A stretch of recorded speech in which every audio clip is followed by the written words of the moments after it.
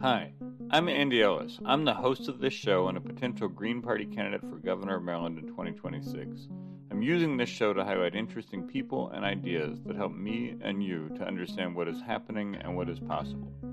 You can learn more about the campaign by going to GoGreen2026.com.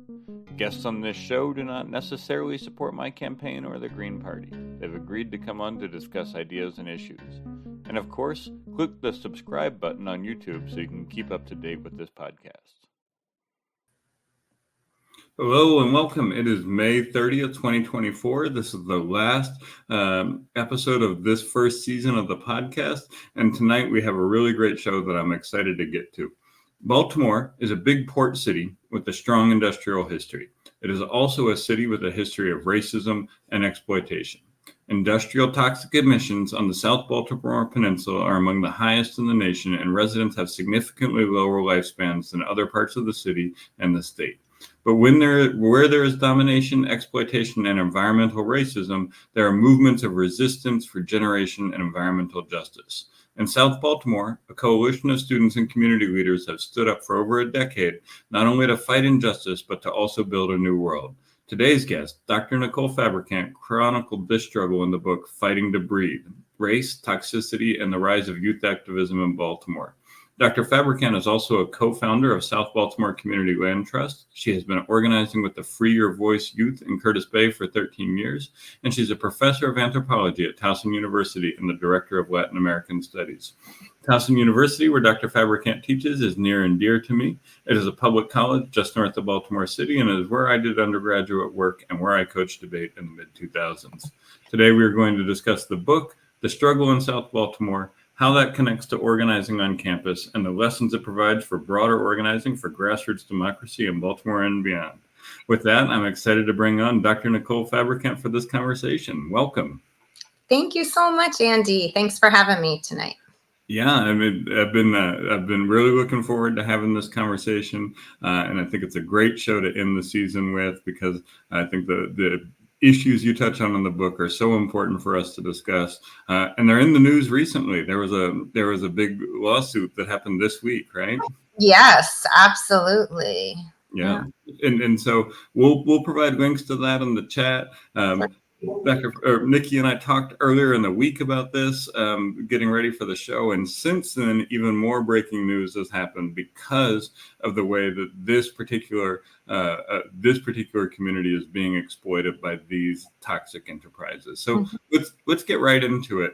One core part of the way that we look at issues on this show, and I look at them on this campaign, is understanding how what is happening now is rooted in history. Can you walk us through the history of South Baltimore, Curtis Bay, and the issues you detail in the book? Sure.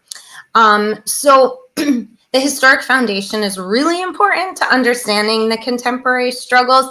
And the first chapter of the book really charts the industrial development of the South Baltimore Peninsula. So it starts as far back as the late 1800s with guano. And I didn't think I was going to go that far back until I found really fascinating archival evidence of the ways in which this was kind of the beginning of toxic flows. So as tobacco fields were overburdened in Maryland, guano provided fertilizer, but it was one of the most toxic fertilizers that was passing through the shores, right, of Maryland. And that sparked a really interesting beginning of fertilizer companies in Curtis Bay and Fairfield, where they were producing kind of mock guano for agricultural farms in the area. And slowly that evolved into other toxic industries. I think I always say that the location is central to thinking about this model of industrial development, because Fairfield, Curtis Bay, many of the communities, the 6 communities, are very close to the waterways. So we're talking about the flow of capital and supply chains that really does need those essential waterways. It's also out of sight, out of mind. So it's not in areas of the city where people would even know what's going on. So throughout the early 20th century, we saw B&O rail carrying a lot of oil through this area, and even housing oil. And I track some of that because a lot of that evolved into more contemporary battles around CSX and rail carrying other fossil fuels through the South Baltimore Peninsula. There are really interesting histories of vibrant communities. Wagner's Point and Fairfield were incredibly tight-knit, deep social support networks, and people described it in the mid 20th century as suddenly becoming engulfed by industries. So at first you saw sporadic industries, then it zoned heavy M3, and you begin to see Fairfield completely surrounded. There's lots of cases early on of women organizing around environmental justice and activism in both Wagner's Point and Fairfield. Eventually, both areas are bought out and pushed out. And totally now, when we do toxic tours, it's filled with chemical companies, fertilizer companies, and non-renewable fossil fuel industries. It really is now today called the Fairfield Industrial Peninsula. So you don't even see remnants of the housing projects or the community that once existed there. And so that history, that sort of consolidation of industry in that area and the pushing out of communities set the stage for where we are now. But there are still people there, right? Like there are still people around there. Absolutely. It still is a pretty vibrant community.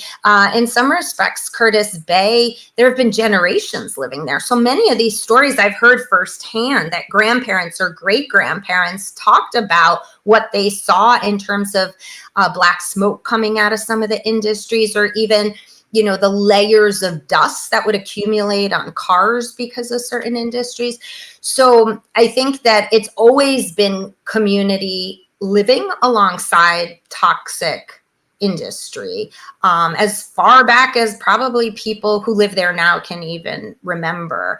And it's pretty close in proximity. Like the coal pier is 1,000 feet from a recreation center. So we're talking about open air black coal that barely is watered down by CSX. So that is all over. You see it layering windowsills, you see it on the playground equipment. And so that's just one of the many paradoxes of young kids living, playing amidst coal dust, right? Mm-hmm, mm-hmm. And so it is like communities have had to thrive alongside the pollution for a really long time and have figured out ways to do it, but it has certainly taken a toll. And I want to talk about that toll and the resistance in a second, but for those of us who are not familiar with the geography, can you explain a little bit where this part of Baltimore is? Sure. I always describe it using Dr. Lawrence Brown's beautiful sort of rendition of the spatial and racialized geography of the city of Baltimore. So if we think about the black butterfly, the wings of the butterfly being West Baltimore and East Baltimore, which were the redlined areas historically disinvested. And he describes kind of the white L as the space of white accumulation of capital and wealth, areas that have been gentrified, anchor institutions like Hopkins inside that white L. And so it's like accumulated advantage versus the disadvantage. But South Baltimore really doesn't fit as much into that racialized dimension of his work. So I've been trying to think about it as the tail end of the white L. It's almost like the boot that's kicking down essentially upon the Southern District. So it is about, I would say, 15 minutes from downtown Inner Harbor. You're not far, right? But it feels like a totally different region geographically than the sort of overdevelopment and overaccumulation of Inner Harbor. You pass through Port Covington, which received one of the largest TIFs in the history of Baltimore to do a massive development. This is Under Armour's dream of high-rise condominiums and having a kind of headquarters for Under Armour. And so that's been undergoing for a long time gentrification alongside the water. You're seeing the transformation, even remediation of some of the chemicals, heavy metals, and the waterways as a result of these luxury spaces for elite folks. But very close, not even a mile over the Hanover Street Bridge, is Cherry Hill, which is a historically Black area and has a really vibrant history in terms of just thinking about a Black community that for a long time was really thriving, right, in Baltimore. It went through a series of deindustrialization and today is incredibly poor and still 98% Black. And you see that gentrification kind of creeping further south. But unless you had a reason to go to Curtis Bay, Brooklyn, which is on the other side of the Hanover Street Bridge, many people don't even traverse these spaces. Mm-hmm. Mm-hmm. So it really is separate. It's left off the map of Baltimore sometimes. It really has been forgotten in some respects. Yeah, and it is, I think people think of the water and they think of the harbor, maybe they think of the sort of north shore of the harbor, going over to Harbor East or whatever, but right. There's a south shore as well, right? And there's a whole part of there's, Westport, and there's a whole bunch of communities that sort of left out of that, luxury condo development that is happening everywhere else. Absolutely. And it's I think it's there was a time when I was working with the middle school debate program, and we would go to Cherry Hill regularly, and it was a part of Baltimore that I had never experienced before, because I went to Towson, and I grew up in the area, but if you don't have a reason to go there, right, you don't know about it, You have no idea. Yeah. Nor do you know really about all the industries housed down there. Right. A lot of folks are shocked to hear that we have the second largest coal export pier on the East Coast. They don't even know because they don't see the coal trains necessarily passing through their communities. Right. And as is often the case, the industry has been removed from sight and removed from mind of a lot of folks in order to allow people to come to the condos, to come right. to the tourists downtown. Yep, absolutely. So I want to talk a little bit, I think that history really sets the table for us. And I want to talk about the confrontations and the community-led confrontations with the now. Can you explain the origin and the work of the Free Your Voice group? Sure. So Benjamin Franklin High School is a very important hub of the community. It still is a pretty vibrant community school, which we've seen the disappearance across the city of community schools that are kind of hubs for resources, for support systems, for mental health, but it still remains intact. And in 2011, Greg Sawtell, who at the time was a United Workers organizer, was placed in South Baltimore to begin to think about sort of grassroots campaigns and organizing in a region that really had not had the same mobilizations as other parts of the city. So he led an after-school program, which was the early days of Free Your Voice. And it wasn't a movement. They would just get together and talk about their everyday struggles. So it became more like a support system in some ways. I think Greg's style as an organizer is a lot of questions, sort of Socratic method. So asking questions, students would begin to see some of the ways in which we often hear a lot of the young people blaming one another for the problems in their community. And he was trying to get them to see these as structural and interlocking systems as opposed to, people don't take care of their neighborhood. And so really, I would say that the after school program didn't become politicized or a movement until one of the members of Free Your Voice brought a Baltimore Brew article about a plan to build the nation's largest trash to energy incinerator a mile from the high school. And it was at that point that the youth read this article and just started asking questions. What's incineration? Basic questions. Why would they build it a mile from a school? Don't we already have a lot of industries in this area that we see on our walk to school? And so I would say from that sort of article began a process of questioning, and it really didn't evolve into a campaign, an outright campaign, until probably about a year later, they spent almost an entire year studying the problem. So as they were studying, they found out that O'Malley had received campaign contributions from Energy Answers. And obviously, Greg is helping to facilitate this research. These are 16, 17-year-old kids. So he's directing, maybe we should go to this database or website. Can we look up public health information? So they found out the political rotating door. Energy Answers, which was the transnational company, is beginning to lobby and give donations to political candidates supporting this trash to energy incinerator. They found out the reason it was slated a mile from the school is because trash to energy incineration is considered renewable energy in the state of Maryland. So it's on par with wind and solar. They were shocked when they found this out. How could something that's spewing heavy metals and a lead, mercury into the air be considered renewable energy? They also started speaking to public health experts to get a sense of the health concerns tied to incineration. And they put together this brilliant PowerPoint. To this day, I show students just how they assembled the story, because in part it was a narrative that they wanted to disseminate to the city of Baltimore so that they could build out support for this campaign. So they went door to door, the kids, they started talking, and it really became, I would say, a movement as folks from across the South Baltimore region began to really see young people leading in some ways. This pretty sophisticated research agenda tied to, I don't think at this stage the kids ever believed that they would be able to halt this plan. But, slowly it turned into, and I track this in the book, a divestment campaign. Because as they were doing research, they realized that every public entity was buying energy before it was even built. So they had locked themselves into contracts with Energy Answers.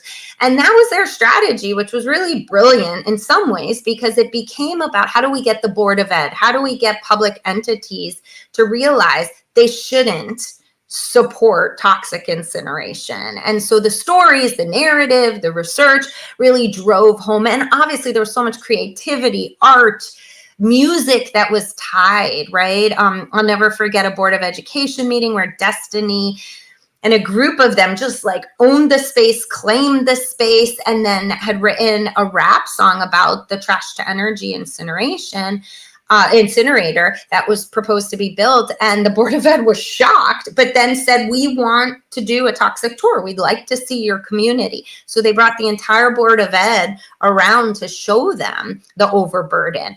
And it was, I think at that moment that they all began to back out of the contract, which was a really important win. But yet the plan was still on the table, and it wasn't until the youth decided to do civil disobedience. And for young kids growing up in Curtis Bay, that was a huge risk. Some of them did not want to put their bodies on the line. These kids are over-policed. They had ambitions of going to college. They weren't sure they wanted an arrest on their record. So there were a few that decided. Allies, Destiny was one who said, my mom would not allow me to occupy Senate Secretary Grumbles' office at the time. So she was in with us outside supporting. And that was the end. That was really this like moment where right after the occupation, they pulled the contract because it had expired. So it ended the proposal. And it really, in some ways, I describe it as this David versus Goliath, because it brought renewed energy and hope, right, in political movement building and campaigns that young people saw we could really affect change, right, if we do it well. Yeah. I mean, and it's interesting because when I got here in 2005, I worked with the Baltimore Urban Debate League, and we were in the 14 schools that have been declared persistently dangerous under No Child Left Behind. And Benjamin Franklin was one of them.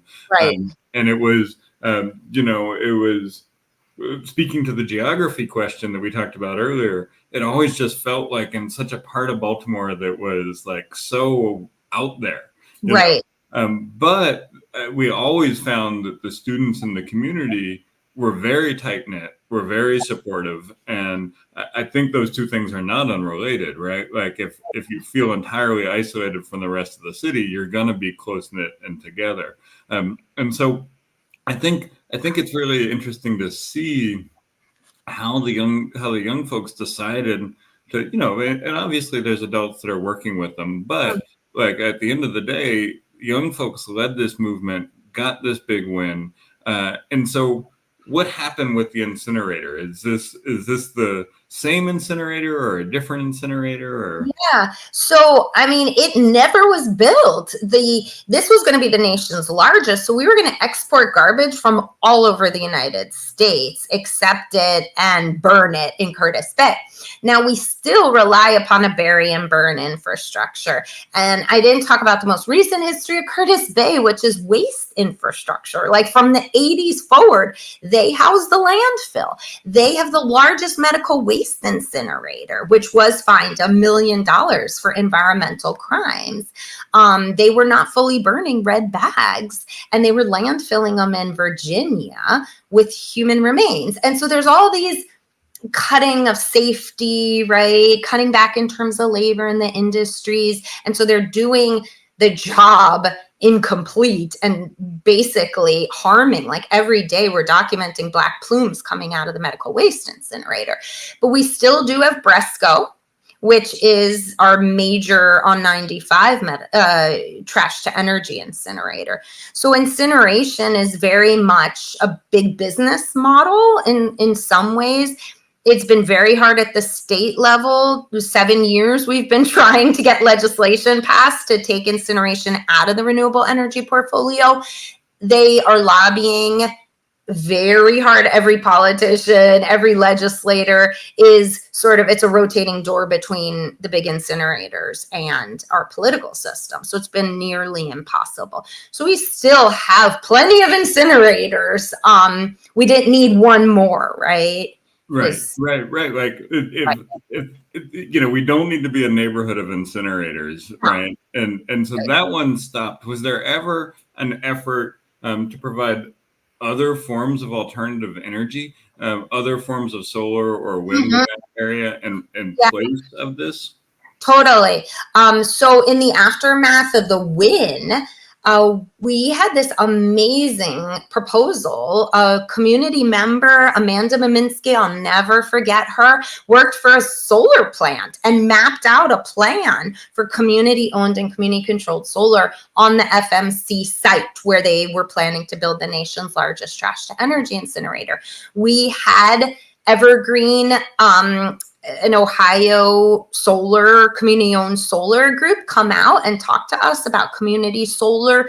Kids were so excited, and we couldn't gain access to land. So FMC kind of held it hostage in the aftermath of pulling the contract. They still owned the land. And that was part of the struggle, was we couldn't bring this dream sort of to fruition because of land. And that's where I think a lot of the movement work pivoted towards how do we control land.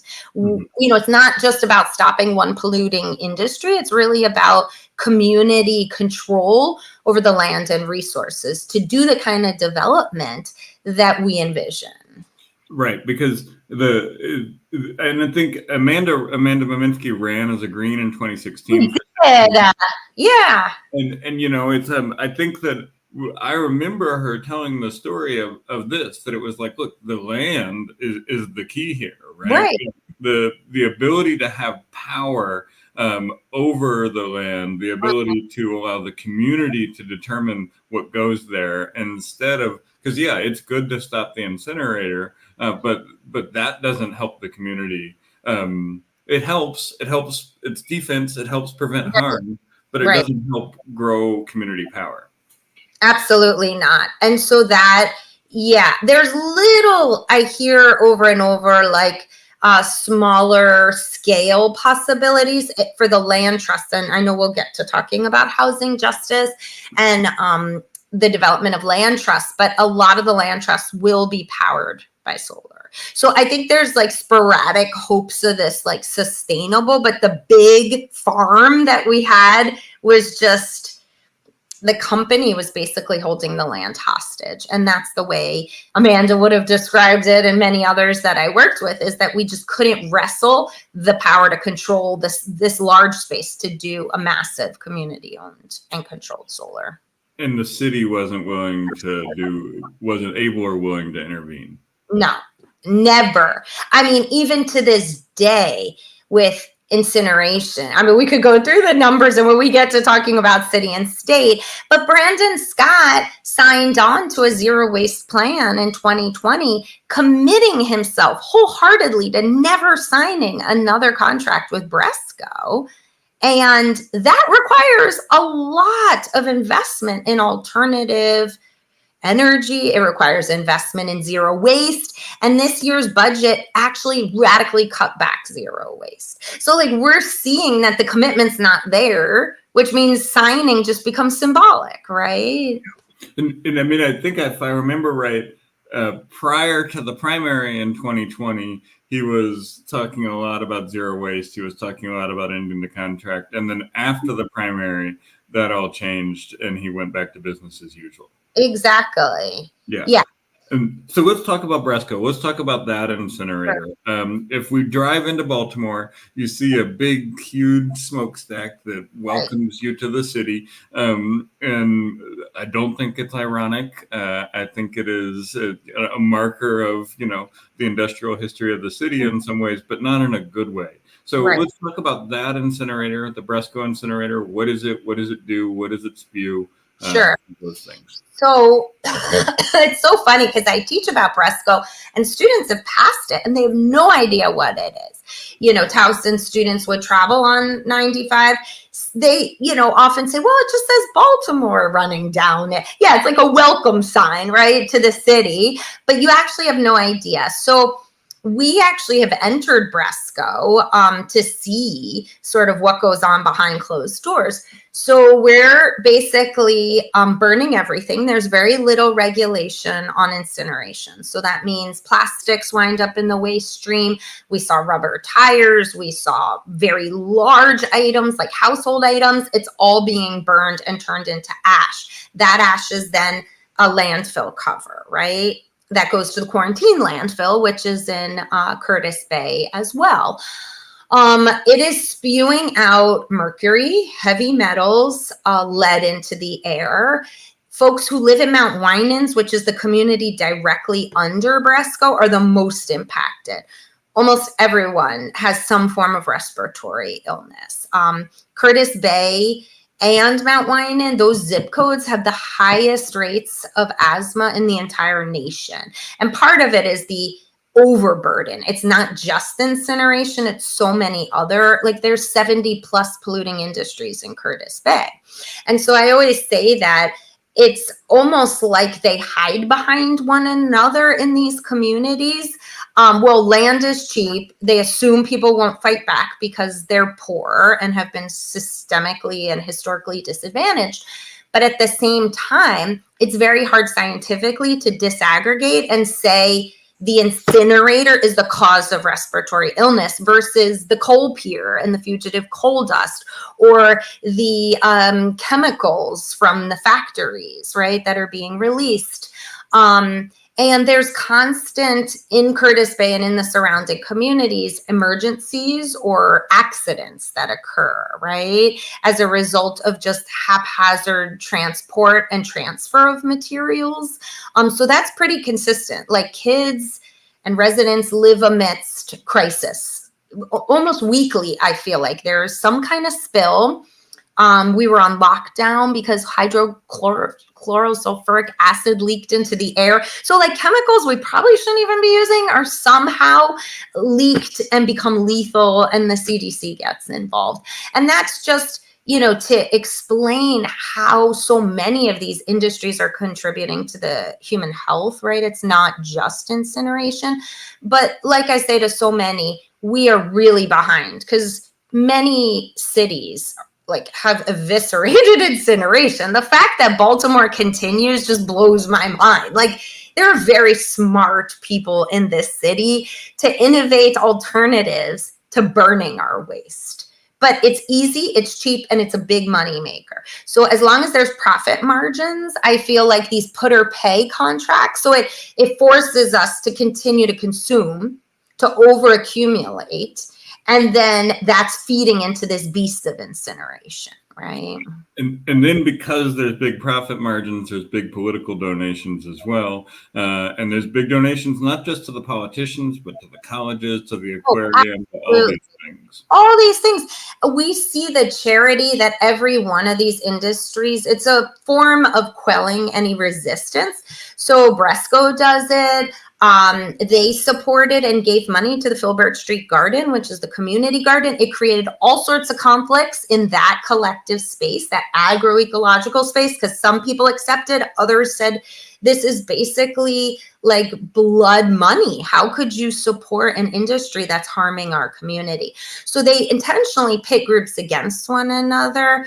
CSX built the football stadium right outside of Benjamin Franklin called the CSX Stadium. So it's like they become entangled in the public goods or providing services that the state no longer provides, right? And they step in as charity. Yep. And so the rest of the things get defunded because of the austerity funding in the city. And then these companies can step in and say, well, we're the one who provided your football stadium in this hard scrabble community. Exactly. Or we're sending kids to summer camp or giving them internships and opportunities. And so then it becomes the economic engine, job creation versus kind of environmental alternatives, right? Mm-hmm. Mm-hmm. And it's a way to pit people against each other and to pit labor and environment against each other, to pit generations against each other. And, absolutely. And I think, I think I think that the donations are really telling, because I think every year in Annapolis, we see these bills come up to remove incineration from the renewable portfolio, and there's always excitement about it. And then there's always some donations that come in. And then there's always politicians who say, no, those two things aren't connected at all. But they wouldn't do it if they weren't connected, right? Exactly. So let's talk about CSX and the coal pile. I've heard you say coal pile a couple of times, and I have a concept of what that is and all, but can you explain to folks who've never heard of the coal pile what it is? Sure. So it literally is, and I call it the coal pile, but it's a mound of open air metallurgical black coal, right? And it grows and grows. So it looks like, almost, if you can imagine, a snow hill, but filled with coal dust, right? And CSX basically owns the coal pier. They are owning all the rail lines because they're transporting the coal from Appalachia. So they between Norfolk Southern, which is the Consul in Canton, they have an open air coal pier as well. And that's a little different, which is in its own way interesting, because Canton has become very gentrified. So you see all these sort of, condo development, but then the coal pier is right next to it. And then Curtis Bay is a much more historically working class area. And so you see these row homes right next to the coal pier. They are exporting coal to places like Japan, China, Brazil, and the Netherlands. And most of the coal is used for steel production. So as long as they have those supply chains where they're profiting, CSX is an $8 billion rail corporation that makes more than, I think, $2 billion annually off of the export of coal. They are going to continue to extract, despite the fact we're in climatic crisis right now. And of all of our fossil fuels, coal is perhaps one of the dirtiest, but they will extract until the very last bit to be able to maximize, right, those profit margins. And so who is collateral damage in all of this? Every brown and black community that coal train passes through, because it's open air. And so that means that they refuse to enclose their coal trains.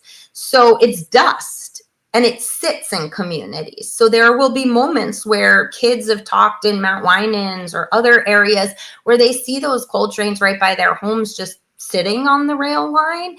And so if the wind blows, it's blowing all that fugitive coal dust into their community.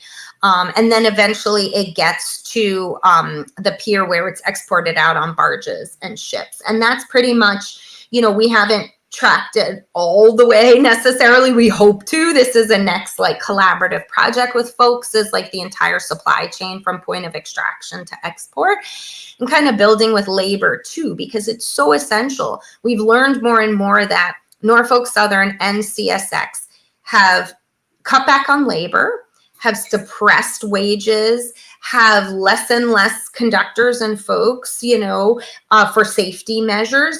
And the freight trains have become larger and larger. So there's no really regulatory apparatus. It's a free-for-all when it comes to rail. And it's sort of like the consolidation of the worst, I would say, of austerity and kind of neoliberal capitalism, because the rail, there's no checks and balances whatsoever. So like Norfolk Southern is carrying vinyl chloride, derails in East Palestine, and everyone's so sick as a result of the vinyl chloride. And they just basically try to settle, right, with miserable $600 billion settlement, which won't even cover the healthcare costs. So we're seeing this more and more of derailments, like failure to hold anyone accountable, really. And I think that that's why we're so set, if we're to build a broader movement on like labor, really understanding how labor has been collateral damage in the same way that environmental justice communities have, especially around the coal trains, right? Yeah, and I mean, I think that the connection to the extraction, the trains, the pier, and the shipping is all one big system, and is all one big system in which this extractive, wasteful, fossil fuel driven economy is killing people, and right. It's literally, it's not theoretically killing them. It's not metaphorically killing them. Like, talk about life expectancies for a second, because I know that this is a point that you talk about a lot, and it's really stunning. It's stunning. So life expectancy in Curtis Bay, and I always use Roland Park, which is way up north, as a point of comparison. And to get from Curtis Bay to Roland Park, it would take about a half an hour or so. So we're not talking about major geographic kind of divides. However, Roland Park, history of covenant, residential segregation, to this day, massive accumulation of wealth and capital. And their life expectancy in Roland Park is well into their late 80s, 90s. In Curtis Bay, it's 60. So it shaves like literally 30 years off of someone's life to be living in an overburdened area. And that is just so illustrative of how we've utilized lands as dumping grounds of our excess. So all this is excess of capitalism, and it gets dumped and wastelanded in poor areas, because in Roland Park, it's NIMBYism. So they say, you don't put anything in our neighborhoods, right? So they have beautiful green spaces, well-resourced schools. When kids go, and we've taken kids from South Baltimore to see the green spaces, they're like in shock, right? At how incredibly just beautiful, without industries, without any harms. It's just such a stark comparison, right, when you drive that route. Yeah, and I think it also speaks to the difficulty of organizing when you live in a zone of sacrifice, because if everybody is dying earlier, that means that younger people are sick. That means that younger people are taking care of older people who are dying early. And I think while it is generative of movements, it also takes away the time, energy, and resources that people have to participate in resistance and building new worlds. Absolutely. And I also always say that these overburdened communities not only have to build movements, they have to become their own scientists to do and collect the data, because EPA and Maryland Department of the Environment doesn't do their job. They've been gutted and deregulated. So they have to do the science. They have to become the problem solvers, right? They take on all the burdens of an austerity, like a state that is just hollowed out, right? So essentially everything the state should be doing with monitoring and regulating, it becomes the job or the obligation of young people to set up monitors, to document that, to figure out how they're going to get health care. I mean, I've seen kids share asthma pumps because they don't have access to health care. In Benjamin Franklin, one year, there wasn't even enough healthy kids to play volleyball. Like, they couldn't have a volleyball team, right? So that is just, to me, so illustrative of the multiple burdens that fall on the backs of poor people to have to do development, alternative development. Like, they are the innovators, right, of the community they'd like to see. And that's a good pivot for me. And I want to start addressing some of the strategies that the community has developed in order to challenge. So can we talk a little bit about community land trusts and how they have become part of the strategy? Absolutely. So I would say that in the aftermath of the victory for the Trash to Energy Answers campaign, the question really amongst young people, as I mentioned, became, how do we control land, right? Access to land. And around this moment, 2015 or 2016, there were a lot of citywide conversations through the Baltimore Roundtable, Housing Roundtable, and Roundtable for Economic Development, which was like a conglomeration of lots of different movements working on kind of issues of housing across the city. And they were studying and thinking about land trusts as a model. And so there was political education. We were learning about all sorts of civil rights leaders that were ensuring agricultural land through land trusts. And then in Boston, the Dudley Street Land Trust, which has been around since the 80s, providing wraparound services to working class communities. So it became really like a dream, I would say, in these discussions. And that's when around 2017, 18, the 2020 campaign launched, which was a citywide campaign. It was a ballot initiative, and we were a part of it. South Baltimore at the time was under United Workers. And so this was a group of us that were actively a part of the 2020. We had to get a certain amount of signatures to pass an affordable housing trust fund. It passed. It was this historic victory, but the struggle was getting the money in the pot, which is always the struggle, because it was premised on taxing homes over a certain amount of money. And people really resisted the taxation tied to $800,000 million homes. And so it really took a lot of pressure, because the idea was to have 20 million that would accumulate to support real alternative housing solutions. So land trusts were part of that, right? And it would be a pot of money and resources available to basically support, whether it was the South Baltimore Community Land Trust, Charm City Land Trust, which is on the east side of McElderry Park, Knee-High. There's a whole ecosystem of land trusts that come together under a shared governance model, essentially. So eventually we saw the money. And in the past year, South Baltimore was one of the recipients of, they were awarded a certain amount of money. It's not enough to cover the capital funds tied to land trust is enormous. So a lot of housing work has to be really strategic around where and how you resource land trusts. So it has to be federal funding. We've applied and gotten some of that. Crowdsource funding, right? Which would be like massive outreach to try to get wealthy donors to fundraise.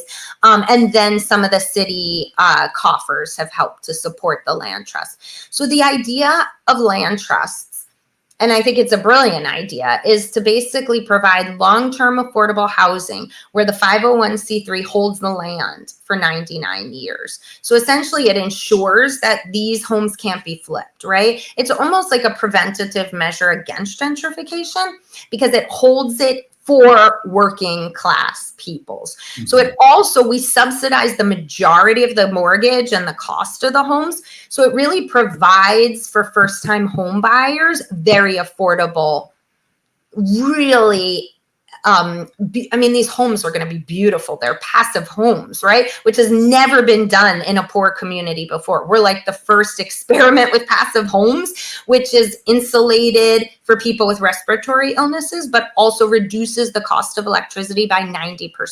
So they will only be paying 10% because of the insulation, right? And reduces the demand.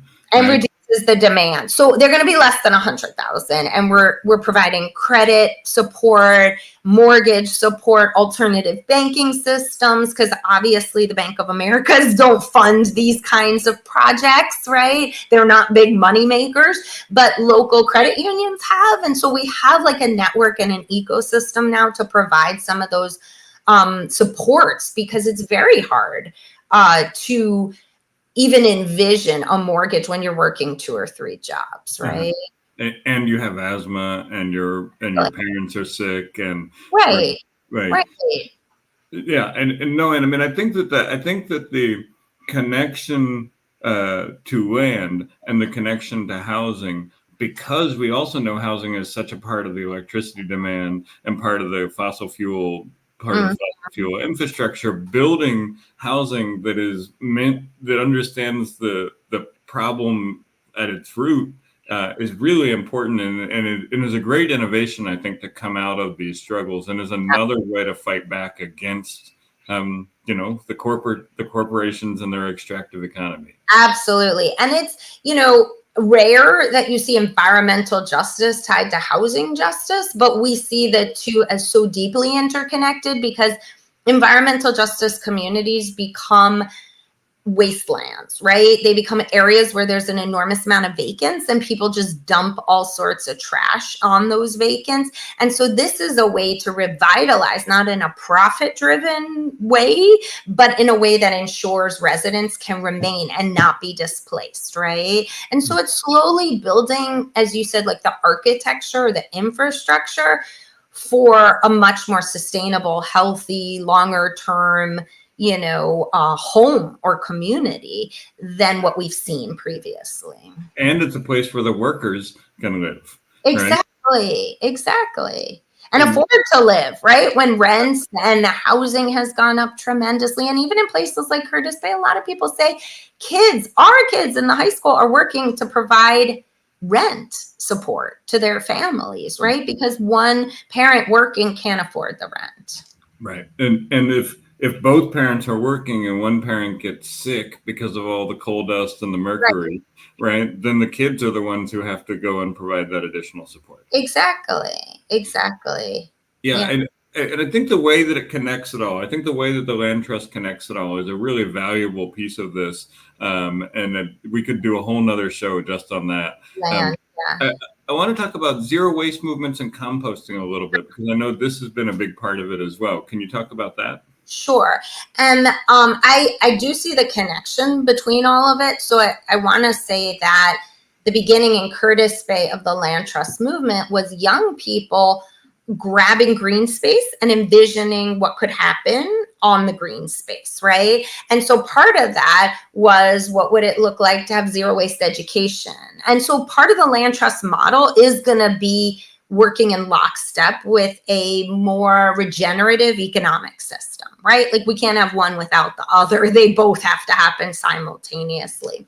So the zero waste work that we're pushing for is, how do we get away from bury and burn? It's not healthy. It's harmful to the environment. It's filling pockets of, corporate criminals, essentially, which is what I call them, because there's so many environmental crimes on a daily basis.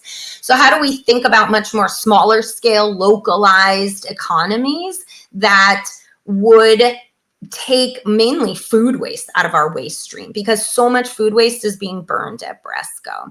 And it's absolutely ridiculous, because food waste can be composted. And so we had experiments at a very small scale through the amazing Mr. Marvin Hayes and the Baltimore Compost Collective, where he was housed in the Filbert Street Garden. He had a 3-bin composting system. He had an old van that he'd drive around and pick up everyone's compost. So kids were being educated on a daily basis about what composting looks like, right? How do you do it? How do you create what he calls black gold, right? When it comes out, it's this beautiful soil enhancer, but it used to be, eggshells and, old vegetables and fruit that was decomposing.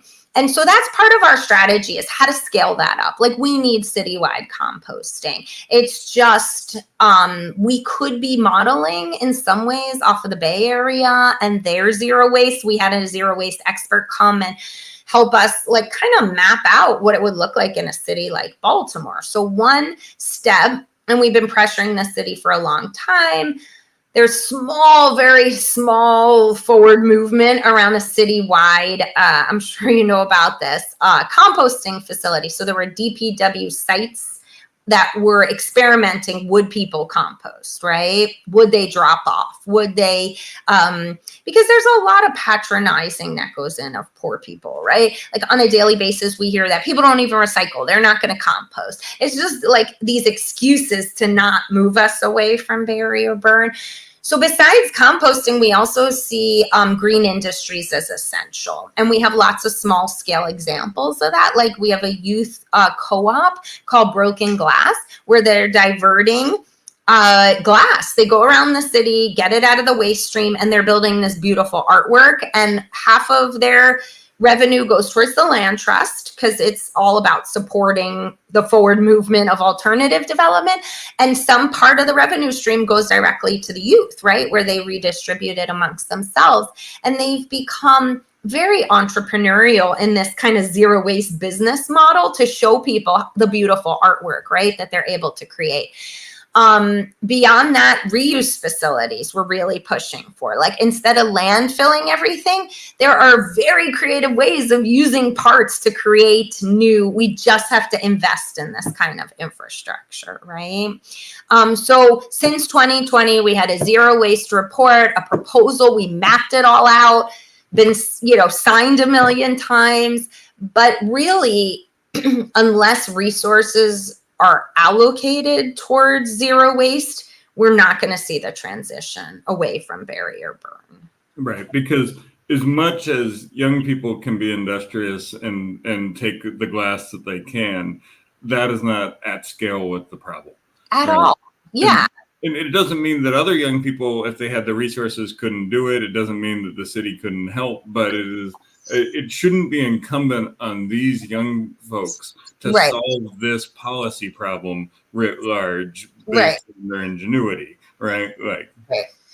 Yeah, and the city has now a director of zero waste, Sophia Hussein, who came out of a local institute for self-reliance, is really someone who wants to expand composting, incredibly smart and talented, but oftentimes people are eaten up by the bureaucracy of the city and our political, apparatus. So despite her best, I think, intentions, she's like stuck without the kinds of resources and support. So it's not enough to just symbolically create these positions. We have to see the revenue flows, right?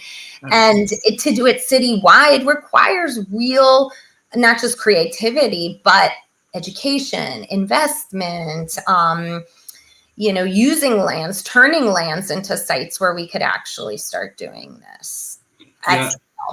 Absolutely. And that goes into my last question on this area before we pivot to some other areas, what are the policy steps the city and the state can take to address the things that we've talked about for the last 45 minutes? Okay, so there are so many, but at the level of, I'll start with the city and then maybe we could move up, to the state level.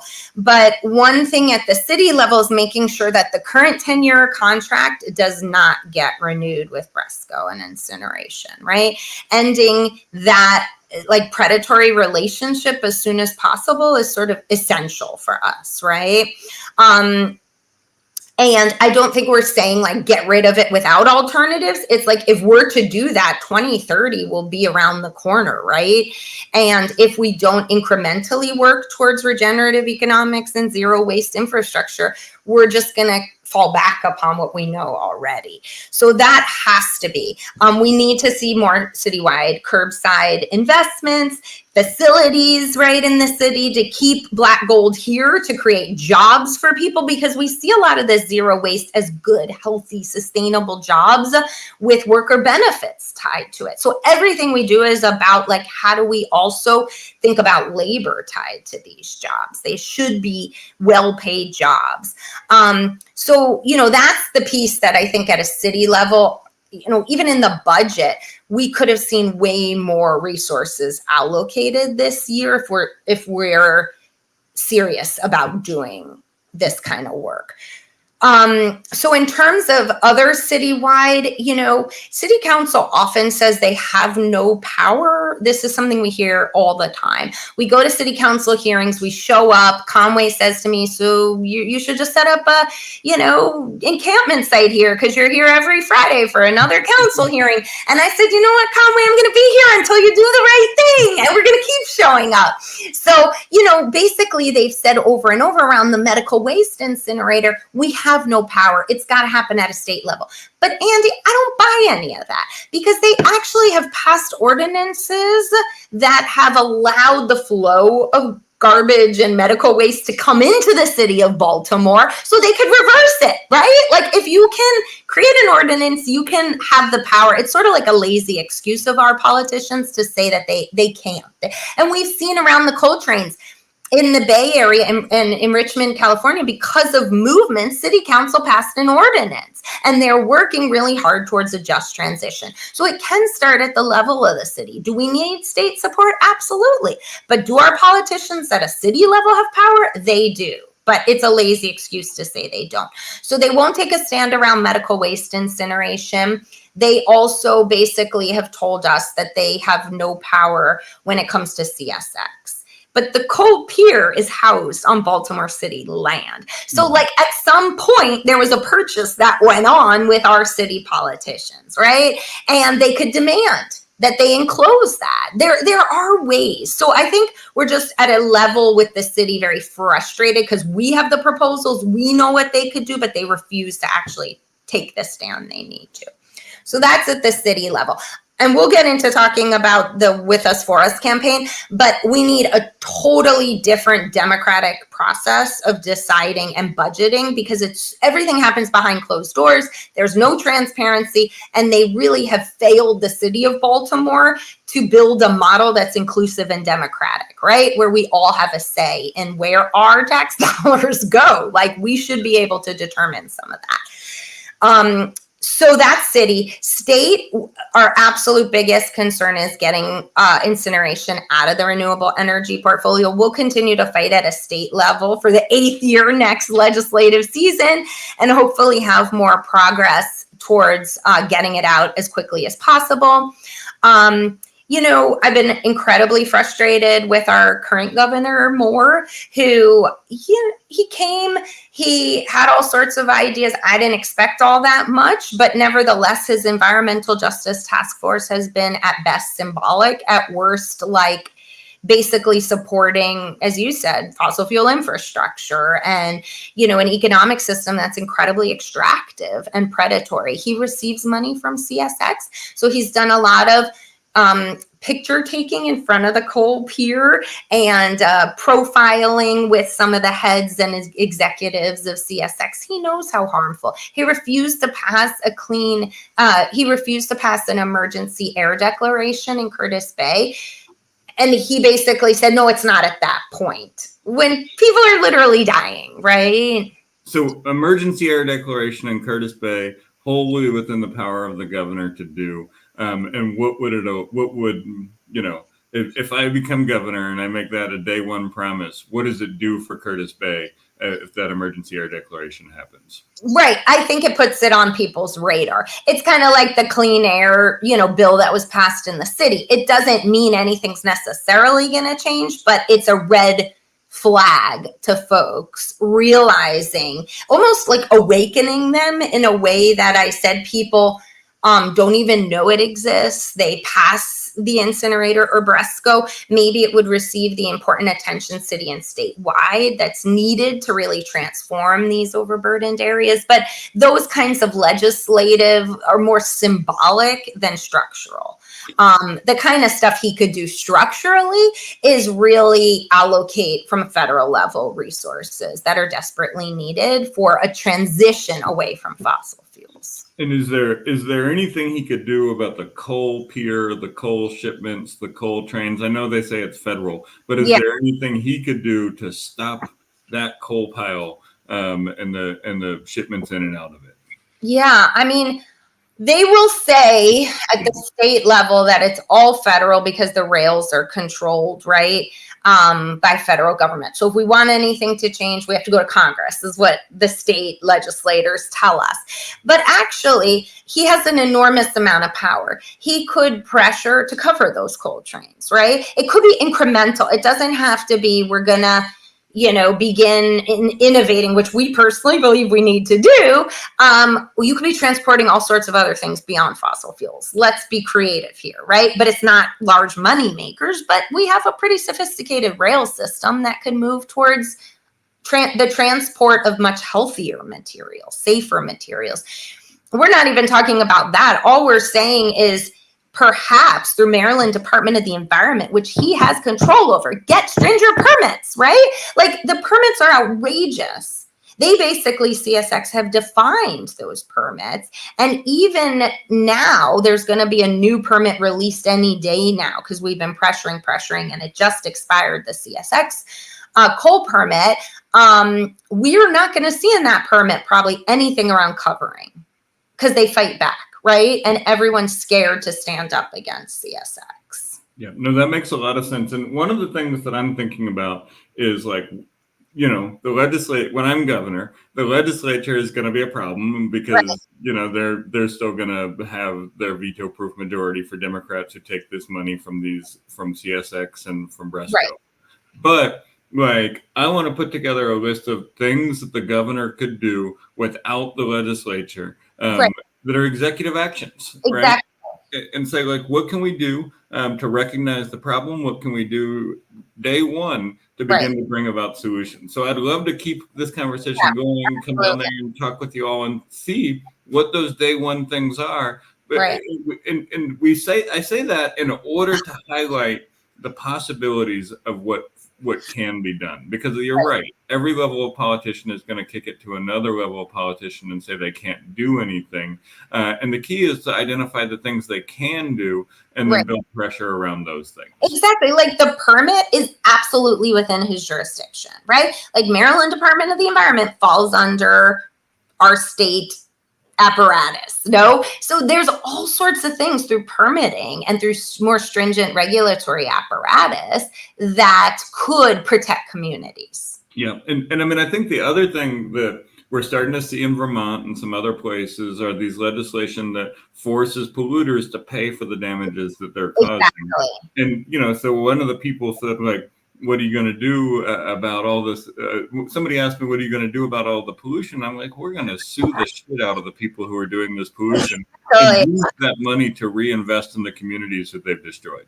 Exactly. So we're calling for environmental reparations. That's one of the big asks. 14 million tons of coal per year exported out of Baltimore. And the fact that the community that houses this coal pier receives nothing is outrageous. And they've gotten away with murder for but so long, right? And so let's see dollar amounts in a community fund that actually support alternative development. And we could do that immediately. That's not a big ask. They're an $8 billion corporation. They're making an enormous amount off of the export of fossil fuels. So we want to see revenue directly funneled into a community fund. Yep, exactly. And put the money in the institutions that the community has developed in order to fight back, and put them in democratically controlled containers so that the community can decide how they get enacted. And I think that I think this is one of the things that I really want to get into is, like, big picture stuff we've talked about. And I think it's really good. And the specifics we've talked about. But over the next 2 years, I really want to work with you all to figure out what are the day one things that could be done. And they don't have to wait for me to get elected. Governor Moore could do them on any day because he already has that power. He has the power, right? And it's political pressure. And I personally believe, like, strong enough movements to hold our representatives accountable is the only way, right? Because they're not beholden to us as voters at all. They're beholden to corporate interests. And it's clear there's no checks and balances. But if we mobilize enough people, it's the same at a city level, right? I think we could really see participatory budgeting. But we need that movement backing and behind it. Yep, and so that's a good transition. And I will definitely be working with you all to figure out what the legislative solutions are, what the budget Great. solutions, and what the day one executive actions are, because I think they help to highlight that pressure. But you're right, we need the movement behind it. And so I want to expand a little bit beyond South Baltimore and talk about the work you're doing building grassroots democracy and community empowerment across the city with us, for us. Can you tell us a little bit more about WUFU and the work they're doing? Sure. So the With Us For Us campaign really came out of SEIU's push to hold anchor institutions accountable. I think there were lots of preliminary conversations before it was launched that I wasn't necessarily a part of that really talked about how could we renegotiate pilot agreements that anchor institutions have essentially gotten away with murder, right? I mean, Hopkins is a multi-billion-dollar institution that I think it has like a $10 billion defense fund or something. It's outrageous. And they pay no property taxes because they are a non-for-profit. And they are developers, right? Because essentially they have been pushing communities out of Middle East Baltimore for a very long time as they expand their medical facilities. And there's no real, again, it's the same issues, right? It's like holding these larger corporations accountable. What do you owe, right? After, so many years of utilizing the city as a space to make lots of money, but no one's seen the benefits of it. So the idea is to push really hard. We started as a ballot similar to the Affordable Housing Trust Fund Act, which would be, if we got a certain amount of signatures on the November ballot, we would have a charter amendment asking for pilot renegotiations, right? So that renegotiation would allow us to build a community wealth fund, right? And this is citywide. So this moves really beyond South Baltimore to thinking about Black butterfly communities and the ways in which they have accumulated disadvantage over such a long period of time. Hopkins, University of Maryland, the biopark has completely displaced parts of Southwest. Like when we think about Poppleton struggles, right? A lot of it's tied to these just large, expansive desires of anchor institutions that disregard the needs of community and the health of those communities. And they say we're providing jobs in the same way toxic industries do, but they're pretty shitty service sector jobs, right? Low level, that are not unionized, that are not receiving benefits. So it's cobbling together that to pay outrageous rents. And so we'd like to see them held accountable. And we've seen models. Yale renegotiated its pilot. There's lots of funds that now New Haven is seeing to do alternative forms of development. So through the coalitional work, because it was such a short period of time, like the timeline was just impossible to get the amount of signatures on this ballot, we're actually thinking more of this as a coalition to build a movement. And so doing much more work in relationship building in Black butterfly communities. And it's an amazing array of Baltimore movements. I've never seen so many folks aligned around holding anchor institutions accountable across abolitionist struggles, across housing justice. Like we have the Algebra Project organizing Black. So you got education, you have Black radical, right, tradition, Black Yield's a part of it, farmers. And so the intention is, if we get this pot of money through renegotiation of the pilots, we could see agroecology projects. We could see wholesale supermarkets, cooperatives that people own and control. We could see land trusts, more and more land trusts, and affordable housing. So what are the ways we could, as Lawrence Brown always says, give the soil its necessary nutrients and water to grow when they have been stunted for so long, right, by historic disinvestment. So really, I think we'll do a lot more base building and build out as much as possible support for holding anchor before we actually try to push out, a ballot campaign. Yeah, that makes a lot of sense. And, I had Devarian Baldwin on this show, and I know he did a ton of work on this in New Haven. And he's one of the people who is really providing the theory for this movement that explains the role that these universities have, these institutions and hospitals have, and they also produce waste. They also produce medical waste, right? Like it's all interconnected in a way. Totally. You know, and I think it's really important. You know, I'm very inspired by the work that happened in New Haven, and I think the story of how it happened there is really a great explanation of how it can happen here. But I also think it makes sense here, bigger than New Haven, obviously, to figure out how we build the power behind this, because Hopkins is going to push back. Maryland is going to push back. All these folks are going to, you know, they don't want to pay. No way. They pay $6 million in taxes a year right now on hundreds of millions of dollars of property. Oh, absolutely. Endowment. So. Right. Hundreds of millions of assessed property values that they pay, like, pretty much, as you said, nothing. It's pennies for them, right? Yep.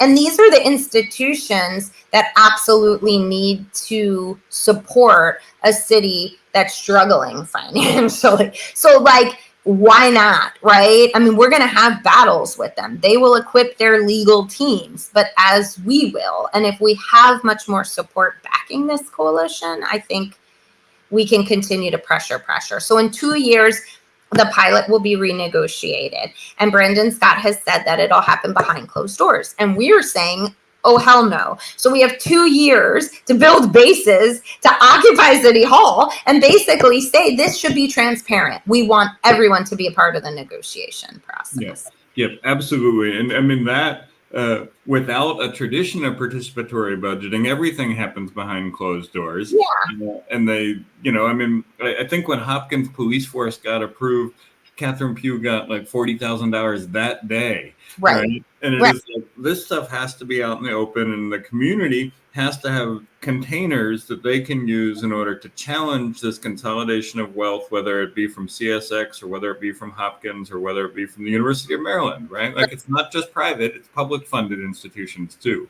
Exactly. And like, I personally think about so much of the harm Hopkins has done to Black communities in Baltimore, really dating back to Henrietta Lacks and that horrific history, right? But also just the serial displacements of pushing Black folks out of their homes and communities. So this is almost like they owe it. There's no negotiation here, right?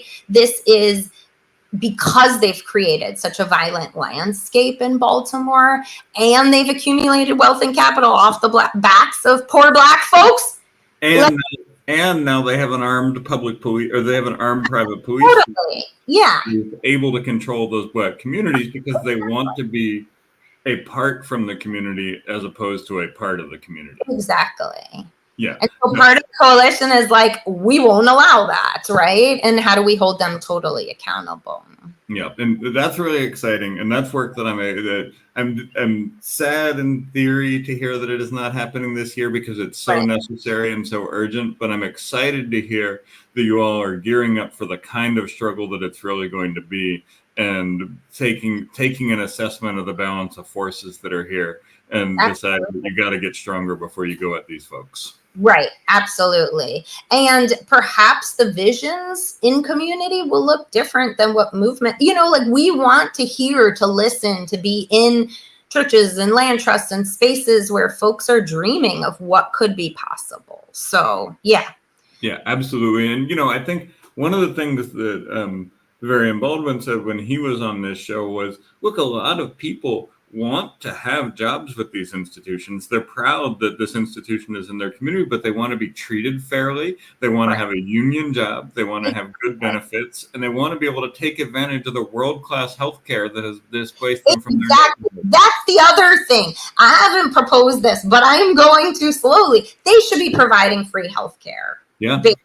Like, there is no way they have a right to have state-of-the-art healthcare where people travel from all over the world into Baltimore, and they're denying poor people that access. It's just outrageous. And then they're charging their own employees who go to get healthcare at those places. They're accumulating debt and garnishing their wages and taking their houses. It's absolutely insane. So at the very least, as we move towards getting capital, from these institutions to fund the community wealth, let's see some community clinics set up. Let's see some Hopkins doctors providing services. Yeah, and let's see the brilliant scientific and agroecological minds who this institution is bringing here, helping to build the zero waste structure, helping to figure out how to solve the problems in South Baltimore. Yeah, we have the talent here. There's no lack of ability. It's just the will to do it. Yeah, and I think this issue is really important to me because I think it so speaks to the places where we have power and we have control, and government can exert power over these institutions, but they don't see a multi-billion-dollar endowed university with a defense budget and a police force as a policy problem. They see it as a person they have to bow down to. And it's like, look, I don't want Hopkins to leave Baltimore. I want Hopkins to be a part of contributing to the Baltimore that we want to live in and be a part of a sustainable future for our city that thrives, where people are healthy and they can grow and live. Exactly. And that, they say that over and over. We don't want Hopkins isn't going anywhere. They're deeply entrenched in this city. Not like they're going to flee to the county. As you said, they're arming themselves in this kind of, utopian space that they've created, separate and severed from the rest of Baltimore. But I think that, they absolutely can be part of rebuilding, rethinking, innovating this economic system we'd all like to see. We have a vibrant solidarity economic. That's the other piece of all this is Baltimore is like the hub of solidarity economics. It's easy to set up these cooperatives that would generate wealth for communities, right? But it's just about seeing and believing and having those resources. And Hopkins and University of Maryland certainly have it. So why not go after it? And CSX and Bresco have it. And those are the folks that we should be taxing so that we can give tax breaks to the land trust, so that we can give tax breaks to co-ops. We have I always say, we no longer have welfare for poor people. What we have is corporate welfare, right? So we have given all these subsidies and breaks, and they fail, we bail them out. An individual fails, he goes to jail. It's just such a paradoxical dystopian world we live in. So we've got to reclaim it. And I don't trust that our Democratic Party or our, God forbid, the Republican Party, none of them are going to be the solution to these woes, right?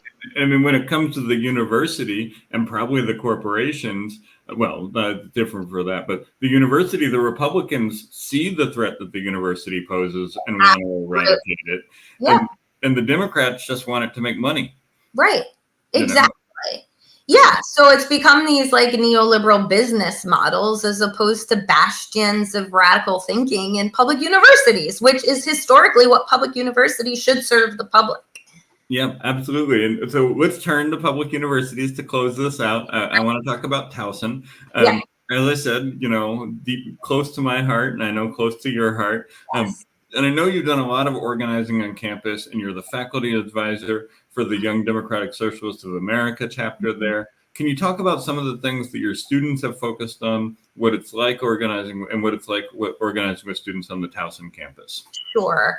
I always say I love the students at Towson, and that's why I continue to do what I do. I don't think any institution will ever love us back. They will never hold the values that we hold, but the students, by and large, many come from working class backgrounds. Many are working nearly full time to support themselves through college. And in anthropology and sociology, we just get very justice oriented students. So I feel like it's always been a natural space, the classroom, to kind of politicize, to radicalize, to push students. Everything the right is fearful of, I represent, in terms of molding and shaping critical minds, right? But minds that would move beyond the boundaries and barriers of the university. And so trying to model that for my students, where it's breaking down those walls and seeing community folks as experts, bringing them in, forcing them into areas, as you said, many Towson students have never been to Middle East Baltimore, right? Or walk through with Maricela Gomez, an incredible organizer, to hear about the stories of folks that lived there before Hopkins displaced them. So I think of my educational model as like a praxis of, a creative pedagogy or kind of radical pedagogy. And so a lot of the organizing, I will say, has come out of liberal arts education, right? And in 2015, I was a mentor to a lot of the students that founded the Towson Freedom School, which was supposed to be kind of a model different than the Black Student Union for much more radical thought, right? Doing deep dives into history and reading, but also having kind of campaigns, right? And so what came out of Towson Freedom School was thinking about how do we pressure the university to divest in certain ways from prison furniture? Because the whole University of Maryland system is tied to prison labor. All of our furniture comes through procurement. So, 2015, that was part of their demands. It was seeing more Black faculty, Latinx faculty, Chicano studies, Black studies, all sorts of things that students had as curricular changes and shifts. Especially as the university was diversifying, right? Because in the last few years, we've seen ever greater numbers of students of color and first generation students from the city than probably ever, because it is a historically predominantly white institution. So it was really demands from those students that led to an occupation. The provost or president, interim president at the time, basically signed off on a lot of the demands, was very amenable. And then in the aftermath of that, I would say there was continued frustration around the structural inequalities on campus. And just a few years ago, a student that came out of my classes founded the Young Democratic Socialists, wanted a YDSA chapter, asked if I'd be the faculty mentor. At the beginning, I think it was rare to have a socialist organization on campus, and people were kind of like hesitant. But it's grown, Andy. In 2 to 3 years, you should see like they have packed rooms, more and more, outreach. They're building through different classes, relationships, and trying to pull folks in. I see so many students that are on the fringes, like either have disabilities that are in Young Democratic Socialists, or have been abandoned by their family. Like there's all sorts of interesting stories that also tie to a socialist politics on campus. So this particular year, the students have been very focused, as all college students, on the horrors of Gaza and our US tax dollars and our president supporting it.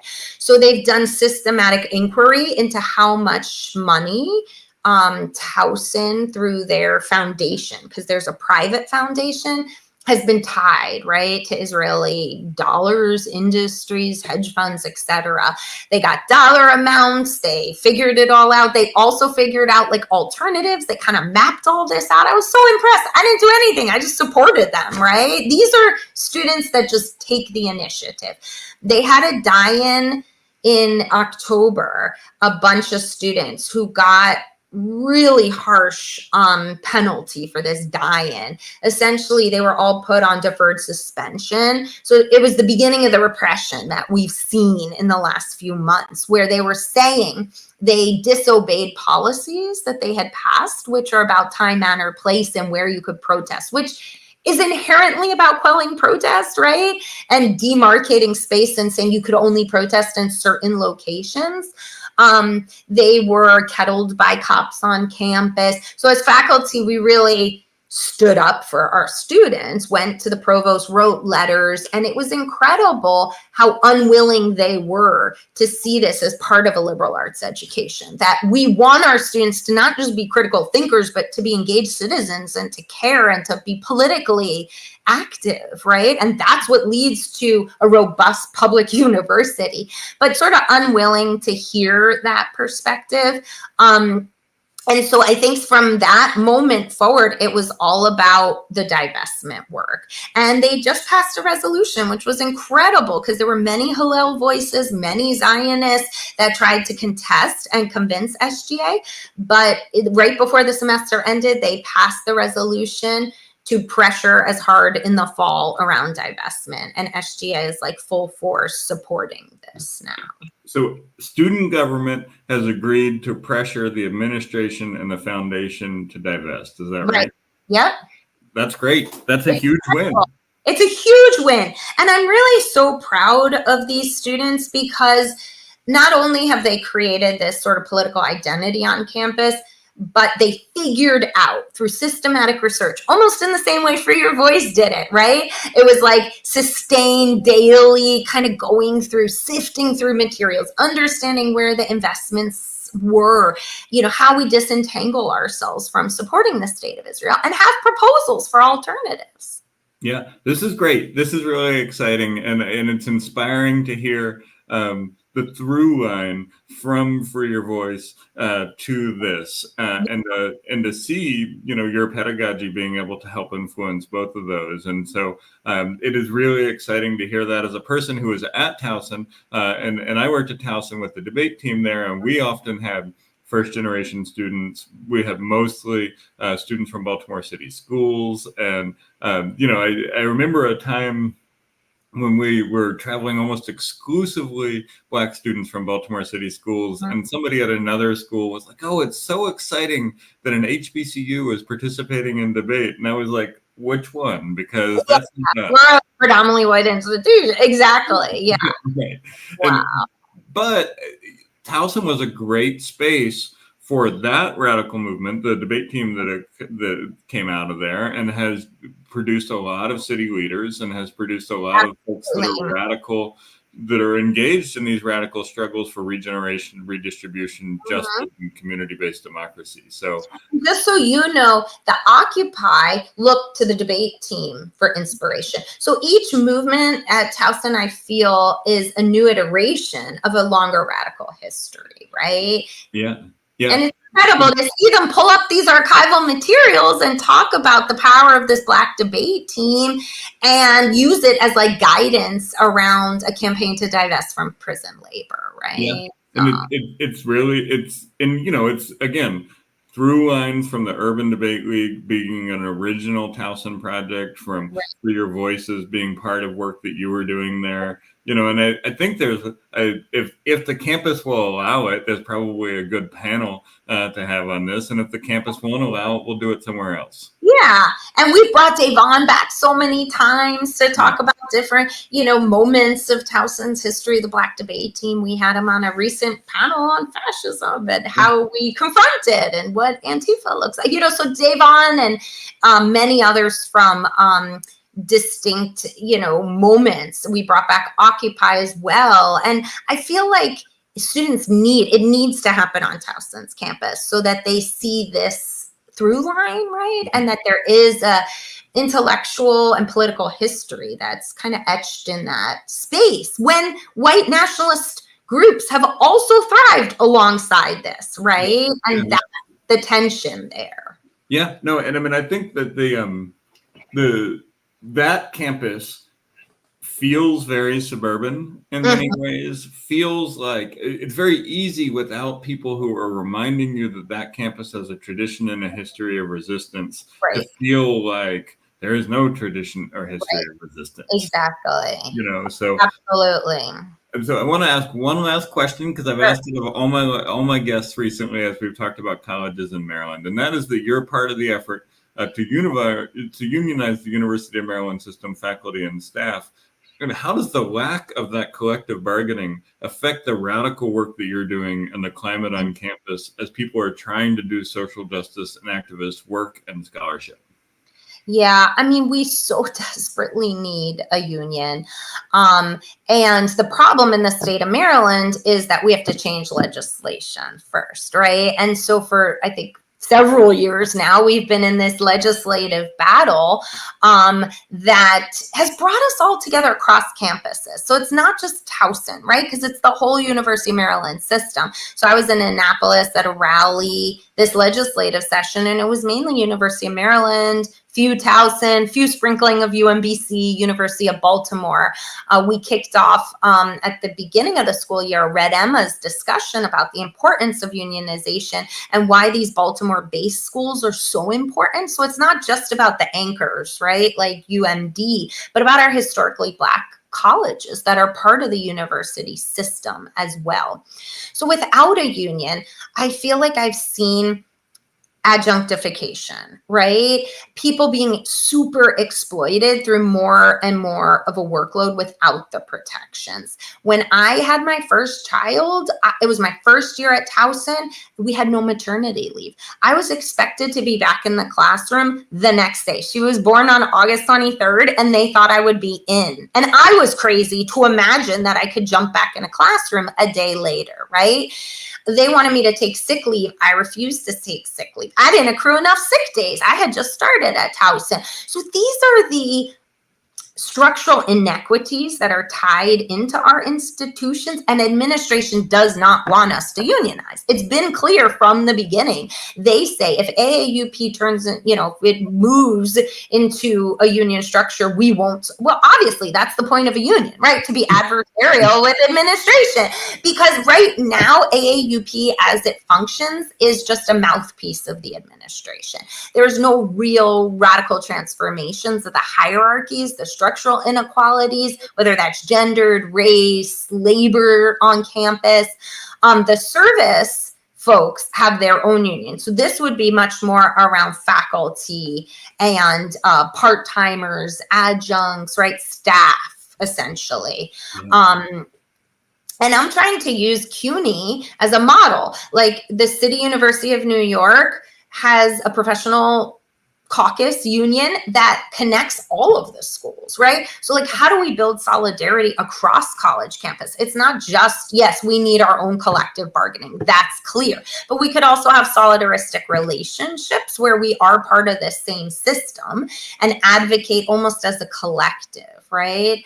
Until we see the base building and the unions on our own campus. But it's so essential. I'll continue to push for it because without it, ultimately, we have no protections, right? We're seeing it right now. Trump could be elected. You know, what's going on in Florida and Texas right now, my colleagues can't teach what they used to teach, right? Like critical race theory, books have been banned.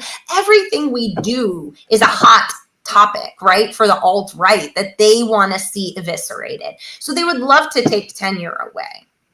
Yeah, especially from humanities professors. They'd be happy to give it to cybersecurity professors or business professors. Oh my God, defense, even like the lab spaces, science, they'd be happy. But it's the liberal arts and humanities that they're terrified of. So a union would give us that protectionism. It would give us that solidarity, that base building that we so need to strengthen kind of what we do. Because honestly, I love my students, but the connection to the like my colleagues, I feel a union could create that, right? Yeah. And I mean, it's like if you look at a union like the Baltimore Teachers Union that moved beyond a model that was negotiating with the leadership for benefits and toward an adversarial union, I think we see a much better outcome. And I think a lot of these college campus unions, if we look at what's happening at Hopkins, or if we look at graduate students across the country that are unionizing, absolutely gives people power. And when we see these crackdowns that are occurring on your students and on students across campuses, they have a real threat. Even tenure doesn't protect people anymore. And it's like the old institutions in which the union wasn't necessary have been intentionally eviscerated. And that's why they fight you all having a union, is because they know the threat that lies ahead and they're terrified of it. And it's good to keep them on their toes like that. Like eventually we'll win the legislative battle. Like I have no doubt we've got a great team and we're getting closer and closer and we're convincing legislators. Antonio Hayes held us up this time, basically saying graduate students are not laborers. They have these bizarre notions about what labor is, and they think everyone's like just living a cushy life within universities and don't understand the hierarchies that exist. Yeah. And this is the same thing Dr. Jared Ball said last week, is that, it is like they said, well, you're not coal miners. Right. And it's like, well, that indicates an interesting look at how that senator thinks about coal miners and about how they think about universities. Exactly. I mean, Jared's wonderful and been a part of our team, and we'll continue to build across these universities and strategize about the next legislative session. But I think eventually it's going to happen. Like, the climate is poised to win these battles right now, If it doesn't happen before I'm governor, I will make sure it happens. Banking on you as our next governor. Nothing the Democrats want to happen will move until this moves, right? And that's the kind of leadership we need out of our politicians, is the ability to say, I don't care what you want, right? Like, the people need this, and unless you're willing to give the people this, you don't get your, kickback or whatever it is.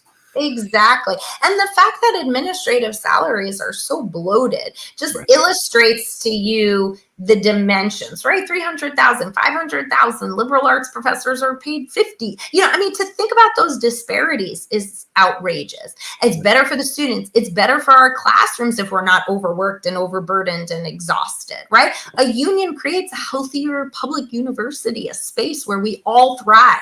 We should want that for our universities. Absolutely. Well, I will keep pulling for you on all of these things. And if they don't happen until I'm governor, I will make sure they happen when I am governor. We're banking on that, Andy. So this has been wonderful. I really appreciated this. It's been a great conversation. How do people follow you? How do they stay in touch with your work? And how do they help out? Sure.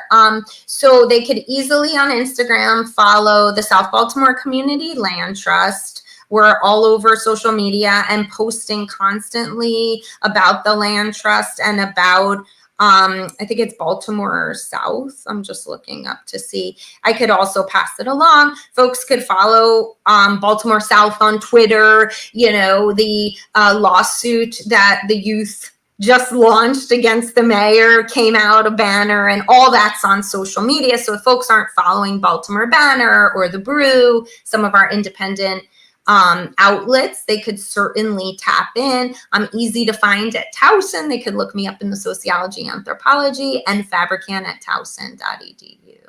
Excellent. Well, thank you so much. I really appreciate this. Let's make this the first of many conversations, not just about the campaign, but about activism, about students, about grassroots democracy, because it's so important. And I'm so excited that I know we went a little bit over time, but I think it was worth it. And I think this conversation was great. So thank you so much, Nikki. I really appreciate it. Thank you, Andy. Well, this was an excellent episode. I was really excited to do it. I know it went long, but it was just, it was a conversation I've been looking to have for a really long time. This is the last episode of this season, and I think it's a perfect closing to this season. I think it connects all the dots that we've been talking about, and I think it connects the way that we need new forms of political power in order to give voice and power to the organizations, the organizers, and the communities that are standing up against the injustices in the world. And I am so excited to have had the opportunity to do this interview, do this season. We're going to take some time off. We're going to digest. We're going to write some stuff. We're going to get some policy working groups together. Sometime in the fall, we'll be back. But thank you all so much for tuning into this season. Thank you to Dr. Nicole Fabricant for coming on tonight. And thank you to my wife, Dana Polson, who has been an excellent producer for this season of the show and has been an intellectual and thought partner for every part of it that we've been putting together. So with that, thank you very much. And I've appreciated this show and this season, and I look forward to the next one.